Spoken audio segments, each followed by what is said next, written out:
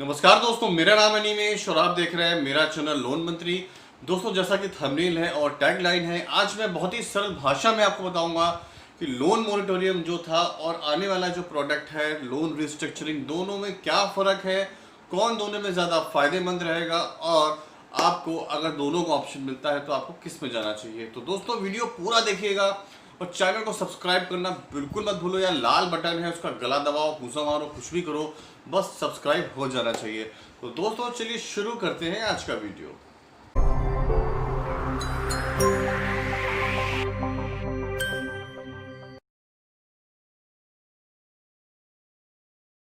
तो फ्रेंड्स, आपको जैसा मालूम होगा कि भाई मार्च के बाद में हमको मोरेटोरियम 1 मिला, फिर मोरेटोरियम 2 मिला, फिर ये होने लगा भाई मोरेटोरियम 3 मिलेगा पर नहीं मिलेगा। पर जिस हिसाब से फाइनेंस इंडस्ट्री में, बैंकिंग इंडस्ट्री में हिसाब से लॉसेस आने लगे, उस हिसाब से हुआ कि भाई मोरेटोरियम जो है वो अब एक्सटेंड नहीं होगा और यदि मिलेगा तो बहुत ही ज़्यादा स्पेसिफिक केसेस में मिलेगा, स्पेसिफिक सेक्टर्स को मिलेगा और काफ़ी ज़्यादा छानबीन के बाद मिलेगा। इसके बाद भाई अगर जो आम जनता है जिसकी जॉब नहीं है, जिसका बिजनेस ठप हो गया है, तो उसको क्या करेगा? तो उसके लिए आरबीआई ने नया ऑप्शन लेके आया है, लोन रिस्ट्रक्चरिंग।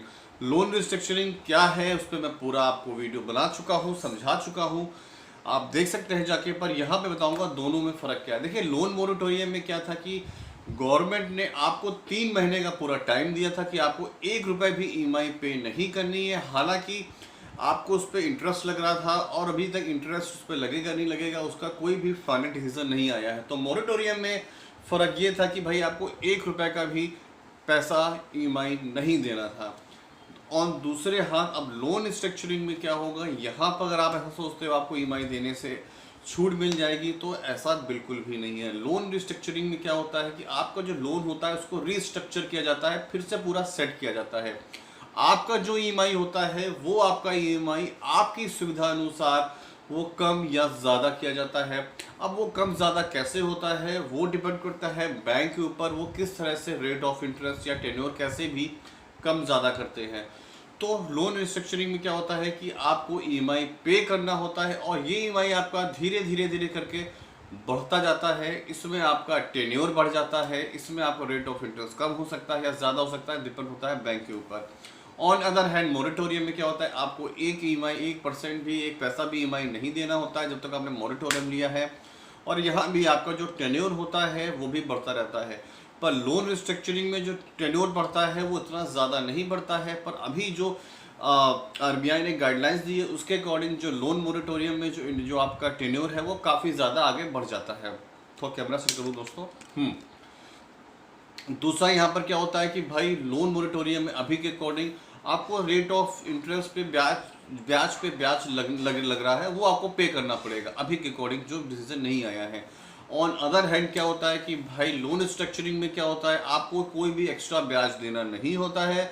बस आपका इवन ऑन अदर हैंड ये भी हो सकता है कि आपको रेट ऑफ इंटरेस्ट कम हो जाए और आपका टेन्योर बढ़ा दिया जाता है। और ये हो सकता है और आपकी जो ईएमआई होती है वो स्टेप अप या स्टेप डाउन के अकॉर्डिंग कर देते हैं। अब स्टेप अप क्या है, स्टेप डाउन क्या है, उसके लिए जाके आप मेरा पुराना वीडियो देख सकते हैं जिसका है लोन स्ट्रक्चरिंग क्या होता है। अब क्या और दूसरा क्या होता है, लोन मोरेटोरियम दोस्तों क्या होता है, ये हमेशा आपातकालीन, जो आपातकाल होते हैं यानी कभी इमरजेंसी होती है, कोई ज़्यादा इश्यूज होते हैं उसमें ही दिए जाते हैं। पर लोन रिस्ट्रक्चरिंग क्या होता है, ये अगर आप आपातकाल कंडीशन नहीं है, कोई कंसर्न नहीं है, आपको कुछ भी करना है तो लोन रिस्ट्रक्चर आप बैंक से रिक्वेस्ट कर सकते हैं। वो कभी भी आपका लोन रिस्ट्रक्चरिंग आपके एप्लीकेशन के अकॉर्डिंग कर देता है। लास्ट और सबसे इम्पोर्टेंट फ़र्क क्या होता है, जो लोन मोरेटोरियम होता है इसमें आपके पर सबसे जो आप कह सकते हैं एक तरह से अच्छा पॉइंट भी है, ये खराब पॉइंट भी है जो अभी मैंने बता रखा है। इसमें रेट ऑफ इंटरेस्ट जो आपका चल रहा होता है वो उसमें कोई भी चेंजेस नहीं करते हैं, वो समान रहता है, वो सेम रहता है।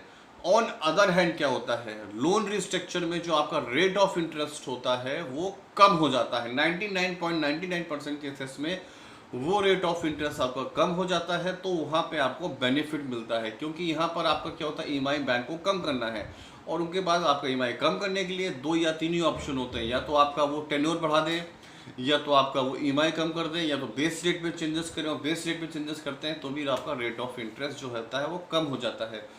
तो ये होता है इनके मूल रूप से, मैंने आपको बेसिक्स मोटा मोटा इनके डिफरेंस बता दिए हैं। अब आता है आखिरी में क्वेश्चन, अगर आपको मेरी राय मानते हैं तो आपके लिए क्या जाना चाहिए। तो अभी जैसी कंडीशन है कि लोन मोरेटोरियम में कोई भी इंटरेस्ट माफ़ी नहीं हो रही है, तो आपको लोन रिस्ट्रक्चर के लिए जाना चाहिए। और लोन रिस्ट्रक्चर के लिए आपको 31 अगस्त के बाद अपनी बैंक में जाके संपर्क कर सकते हैं, उनसे प्रोसेस जा सकते हैं। हर एक बैंक का अपना अपना प्रोसेस होगा।